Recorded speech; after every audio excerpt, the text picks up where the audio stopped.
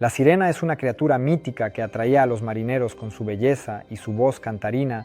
Su canción cautivaba a los pobres, los llevaba al fondo del mar y los barcos se encallaban en las cimas de los arrecifes. Probablemente piensen que esto es solo un mito. Nunca ha sucedido y nunca sucederá. Y aquí te equivocas. Las sirenas todavía existen en nuestro mundo, atrayendo no solo a los marineros a sus trampas, sino a todos, desde los más pequeños hasta los más grandes. Existen en todo el mundo. Son miles. Seguro que adivinaste de quién se hablará en este video. Starbucks. Una cafetería cuya reconocibilidad de logo es del 70%. 38,000 cafeterías en 84 países alrededor del mundo. 38,000 cafeterías en 84 países alrededor del mundo.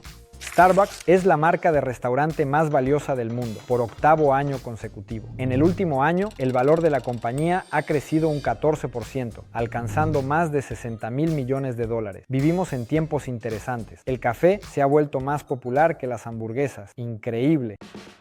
Hoy descubrirás qué tienen en común Starbucks, Moby Dick y los Kirguis. ¿Por qué le sirvieron un latte a Daenerys Targaryen, aunque ella había pedido té de hierbas? ¿Y cuál es el principal secreto de la locura popularidad de Starbucks en todo el mundo? Siéntense cómodamente, tomen un capuchino en la mano y empecemos. 1971. Año, Seattle, estado de Washington. 3 jóvenes, Seth, Jerry y Gordon, amigos desde la universidad, decidieron cambiar radicalmente sus vidas. Nos sentamos, pensamos y tomamos la decisión de que sería genial tener nuestra propia tiendita de venta de café tostado. Además, su mentor en el arte del café, Alfred Pitt, les enseñó a tostar y a evaluar correctamente el café. Así que pensaron que también podían organizar un negocio. Aportamos casi $1,500 cada uno, tomamos un crédito de 5,000 más y nos lanzamos. Los jóvenes emprendedores compraban granos verdes al mismo mentor de Alfred Pitt, quien en ese momento se dedicaba a la importación de arábica de países de África y América del Sur, y también su tostado. Él era hijo de un comerciante de café, por lo que desde su infancia entendía más sobre él que los adultos actuales. Y esto, cabe señalar, es a mediados del siglo XX. Alfred solo tostaba en oscuro. Estaba convencido de que el café tostado hasta el oscuro tiene un sabor pleno e intenso. Pero volvamos a la tríada de amigos. La primera tienda de café que abrieron los chicos fue en Pike Place. El mercado, que se encuentra a orillas de la Bahía del Pacífico en Seattle, es el lugar más popular entre los turistas hasta el día de hoy. Dado que Seattle es una ciudad portuaria, se intentó elegir un nombre de empresa que fuera apropiado. También hay que tener en cuenta que, como se sabe, los primeros granos de café se transportaban en barcos. Los chicos sumaron 2 más 2 y eligieron Starbucks. Pero espera, ¿cuál es la lógica detrás de esto?, preguntarás. Seth y Jerry son profesores, mientras que Gordon es escritor. ¿Y qué podría elegir una compañía como nombre, sino una referencia a la novela? Les vino a la mente la famosa obra de Herman Melville, Moby Dick, o La ballena blanca. Moby Dick. Did they name certain whales then? Aye. Special big murdering whales with long histories. La historia del gran cachalote blanco, al que el capitán del barco ballenero Ahab deseaba vengarse por haberle quitado una pierna. El primer oficial del capitán era un joven kirguís llamado Starbeck. Él fue la única y primera persona en el barco que se negó a matar a Moby Dick. Decidieron nombrarlo en su honor. You're not game for Moby Dick? To be enraged with a dumb brute that acted out of blind instinct is blasphemous. Sin embargo, según la leyenda, el nombre Starbuck Kirguís resultó ser demasiado complicado. Por eso se redujo a Starbucks. Terry Hattler se encargó del logotipo para la tienda. La primera versión que existió hasta 1987 era de color marrón. Alrededor del logo había una inscripción que decía café, té y especias, y en el centro se representaba una hermosa sirena, que fue inspirada por un grabado escandinavo del siglo XVI. El aroma del café, al igual que el canto de las sirenas, atrae con solo su existencia. Así trabajaban los chicos. Tostaban granos en Pike Place y los vendían a todos los amantes del café de grano, que no eran muchos en esos tiempos, y en general no lo hacían muy bien. Un año después de comprar granos a Pitt, decidieron dejar de hacerlo. Pasaron a la entrega directa desde las fincas de café. A pesar de esto, las relaciones entre los dos competidores se mantuvieron cálidas. Sin embargo, hacia 1980, Starbucks compró la tienda de Alfred Pitt. Las cosas para el segundo han ido empeorando últimamente. Aparecieron deudas y Pitt's Coffee and Tea tuvo que venderse. Mientras tanto, Seth Siegel dejó su silla de director. No pudo aceptar que todos sus proyectos dentro de la empresa no fueran reconocidos de ninguna manera. Desarrollándose poco a poco y habiendo abierto cerca de 1981 ya 5 puntos de venta, apareció Howard Schultz en la puerta de Starbucks. Un chico del gueto, cuya madre no lo trajo al mundo con una cuchara de plata en la boca. El principal deseo de sus padres era darle a su hijo una educación superior. No soñaban con algo más. Un perdedor desde su nacimiento, así se llamó a sí mismo Howard. Pero fue Howard quien fue el primero en la familia Schultz en obtener un título universitario. Y gracias a Howard, el mundo conoce a Starbucks tal como es.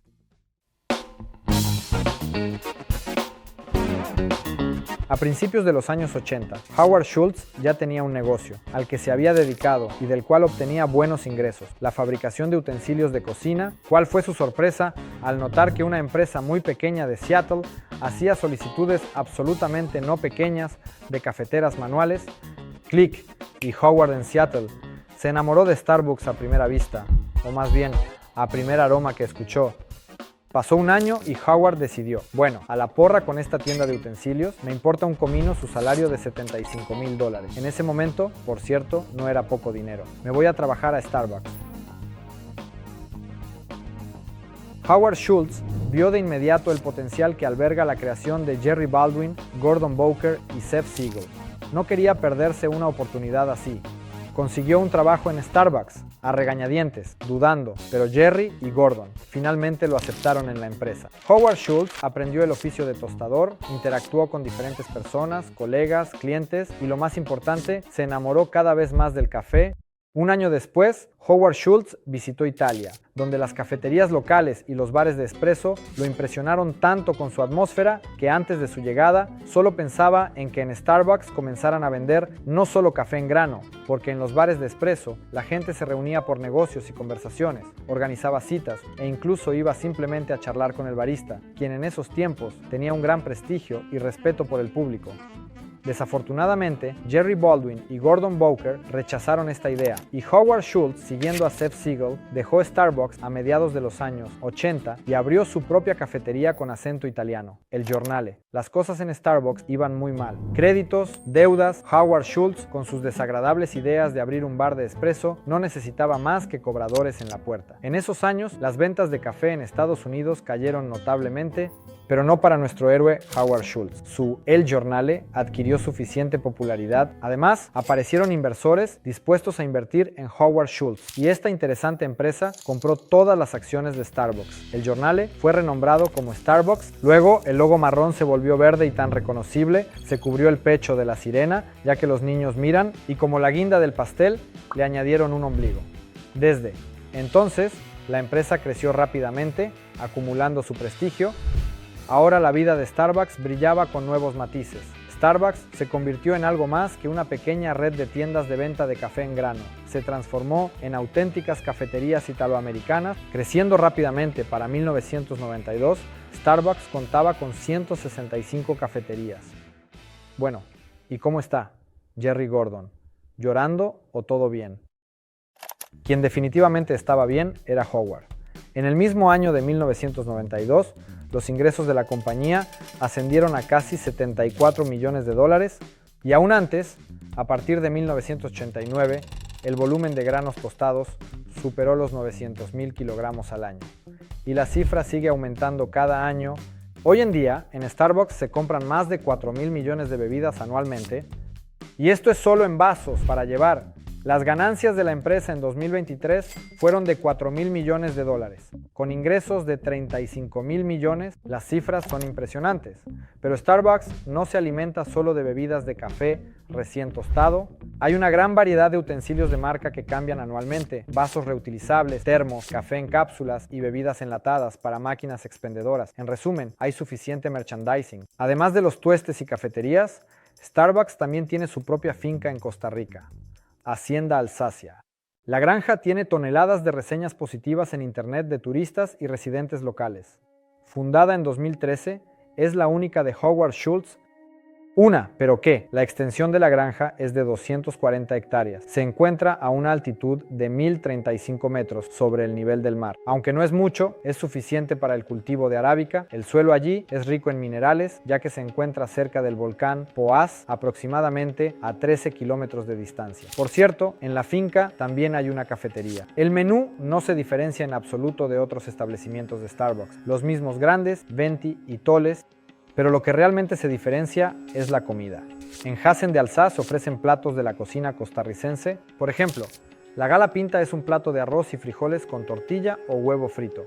Resulta curioso, pero además de café, allí también sirven bebidas alcohólicas suaves, cerveza y vino. Debido a esto, en 2010 hubo una ola de indignación en torno a Starbucks. ¿Y cómo podría faltar la mercancía oficial? Allí también hay de sobra. Sí, los negocios de la compañía iban en aumento, pero era necesario hacer más. Un dato curioso, Howard Schultz no le gustaba la publicidad invasiva que se mete en todos lados, y a decir verdad, es poco probable que a alguien le guste, pero la publicidad era necesaria. Howard quería que toda América conociera Starbucks, y qué decir de América, todo el mundo.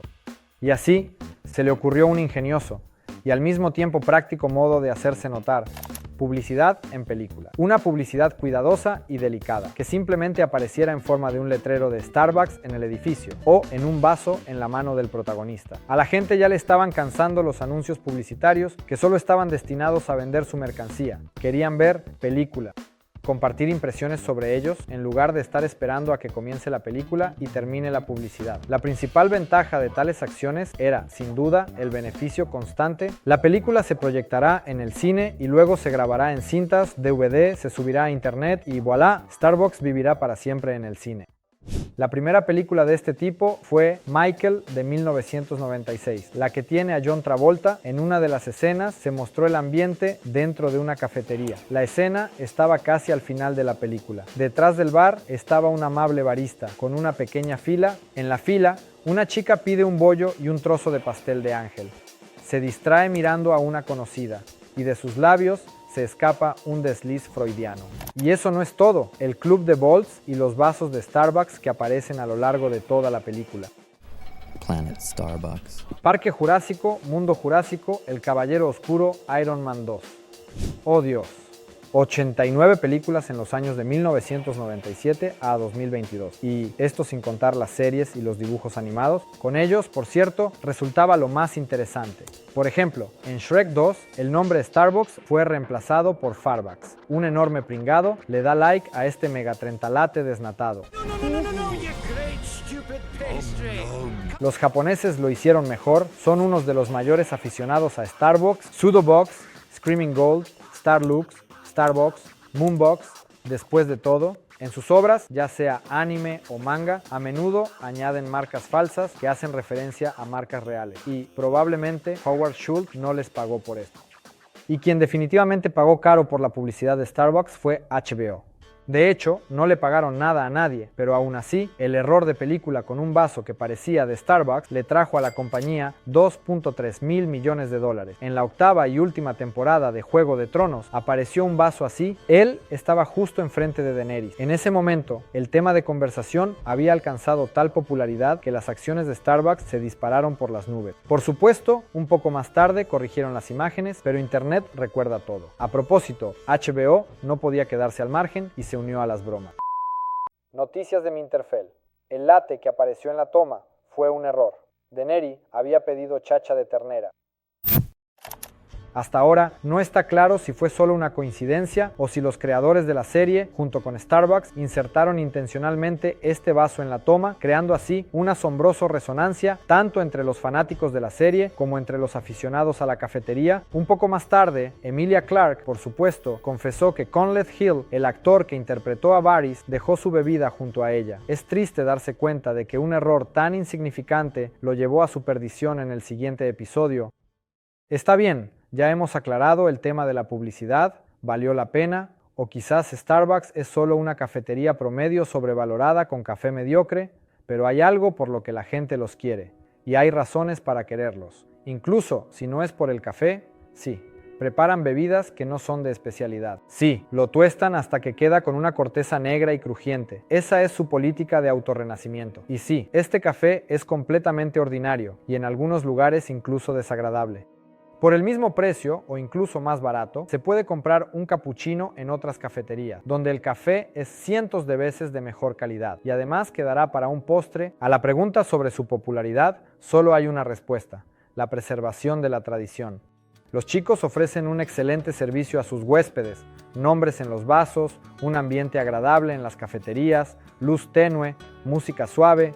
Todo está enfocado en que el huésped se sienta como en casa. Son una empresa tan meticulosa que incluso eligen las ubicaciones de las cafeterías de tal manera que desde el almuerzo hasta la tarde el sol brillante no deslumbre. La compañía realmente se preocupa por sus propios empleados y clientes. El objetivo principal de Starbucks es crear un lugar para las personas, que sea como su segundo hogar. Y lo logran.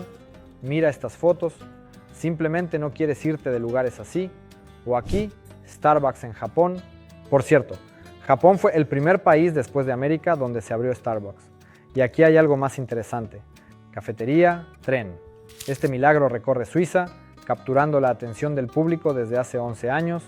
Te sientas, te relajas, disfrutas de un café con un bollo. Oh, demonios, pasé la parada. Bueno, que le den, en un vagón así todavía puedo dar una vuelta más. Y un ambiente así, esa vibra, rodea todas las cafeterías Starbucks. La empresa hace tiempo que no persigue algo nuevo, tratando de mantener las tradiciones que se establecieron a principios de los años 70. A ellos les importa un comino. McDonald's, KFC, sus competidores cercanos, también les importa un comino el movimiento de especialidades. Ellos siguen su camino, tratando de no desviarse de él. Y es por este enfoque que a la gente le gusta Starbucks. A la gente le encanta la estabilidad, le gustan las tradiciones. En su propio libro, Howard Schultz, Cómo taza a taza se construyó Starbucks, hay buenas palabras. Muestra más cuidado de lo que a otros les parece razonable. Arriesga más de lo que otros consideran seguro. Sueña más de lo que otros consideran práctico. Espera más de lo que otros consideran posible. Así es como sucede. Toda la historia de Starbucks es una manifestación de riesgo, cuidado, sueños y grandes esperanzas. Y aún así, el riesgo valió la pena. Y de una tienda de café diminuta en el mercado portuario de Seattle, Starbucks se convirtió en una de las principales figuras de la restauración en el mundo. Ocupó su lugar y ya es poco probable que se lo cedan a alguien. Ellos siguieron su sueño, respetaron las tradiciones y ofrecieron y siguen ofreciendo la calidez y el confort del hogar a cada persona de manera individual. Aunque sean millones de personas en el mundo, para Starbucks cada cliente es especial, cada uno. Y aún así, no puedo dejar de decirlo. Aquí está Starbucks. Esta es solo mi opinión, ¿verdad? Es una gran empresa que ha hecho muchas cosas buenas para la industria, de hecho, pero estoy bebiendo café negro. He estado en Starbucks en Rusia. Fueron Kazán, San Petersburgo, Moscú, Antalya, Río de Janeiro, Milán, Dubái, y en ningún lugar pude beber un buen café negro. En ningún lugar. Pero en todas partes hay Bitcoin, simplemente. A donde quiera que vayas, en cualquier Starbucks que entres, hay Bitcoin por todas partes. ¿Cómo lo hacen? Bueno, ya lo han escuchado.